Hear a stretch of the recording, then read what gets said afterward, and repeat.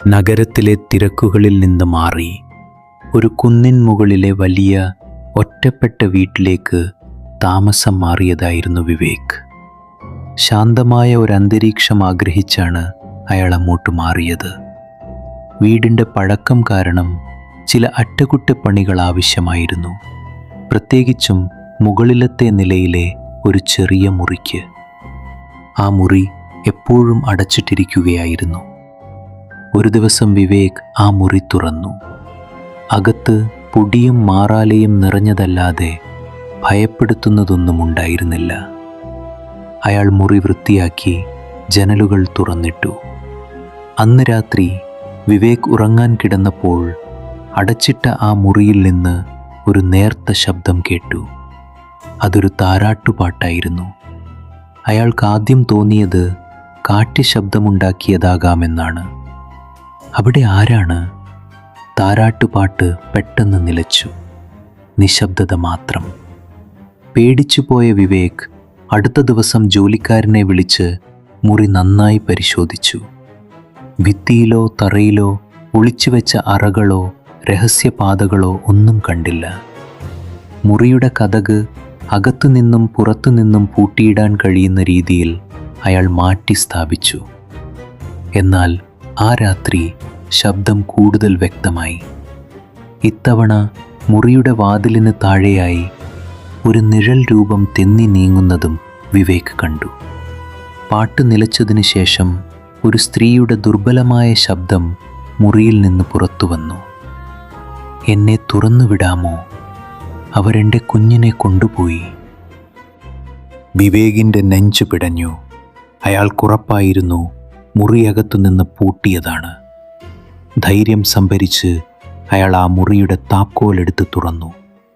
മുറിയിൽ വെളിച്ചം നിറഞ്ഞു. അവിടെ ആരുമുണ്ടായിരുന്നില്ല.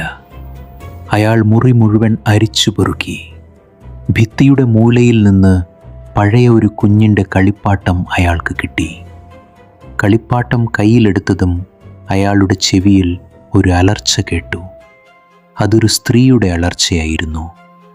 വിവേക് കളിപ്പാട്ടം താഴെയിട്ടു. ആ നിമിഷം അടച്ചിട്ട മുറിയുടെ ജനൽ പെട്ടെന്ന് തുറന്നു. ശക്തിയായി അകത്തേക്കടിച്ച കാറ്റിൽ വിവേകിൻ്റെ പുറകിൽ ആരോ നിൽക്കുന്നതുപോലെ അയാൾക്ക് തോന്നി.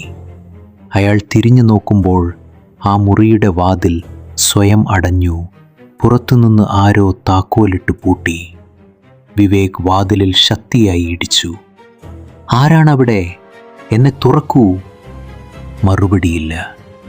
എന്നാൽ വാതിലിൽ ചെറിയൊരു വിടവിലൂടെ പുറത്തുനിന്നൊരു സ്ത്രീയുടെ നേർത്ത ചിരി കേട്ടു.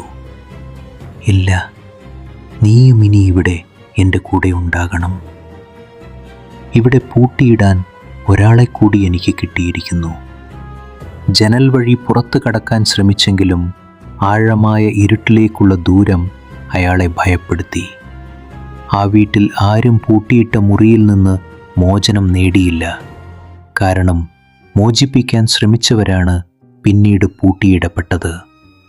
വിവേകിൻ്റെ അലർച്ചകൾ ആ കുന്നിൻ മുകളിലെ വീട്ടിൽ ആഴ്ന്നിറങ്ങി, പുറത്താരും കേൾക്കാതെ. പിന്നീട് വിവേകിനെ പുറത്ത് ആരും കണ്ടതുമില്ല. ആ അടച്ചിട്ട മുറിയിൽ നിന്ന് ഇനി എന്ത് ശബ്ദമാണ് പുറത്തു വരിക എന്നറിയണ്ടേ? ഇതുപോലുള്ള ഹൊറർ മിസ്റ്ററി കഥകൾ ഉടൻ കാണാൻ ഞങ്ങളുടെ ചാനൽ ഇപ്പോൾ തന്നെ സബ്സ്ക്രൈബ് ചെയ്യുക. പുതിയ പേടിപ്പെടുത്തുന്ന കഥകൾക്കായി ബെൽ ഐക്കൺ അമർത്താനും മറക്കരുത്. നിങ്ങൾക്ക് ഈ കഥ ഇഷ്ടമായോ? നിങ്ങളുടെ അഭിപ്രായം താഴെ കമൻറ്റ് ചെയ്യുക.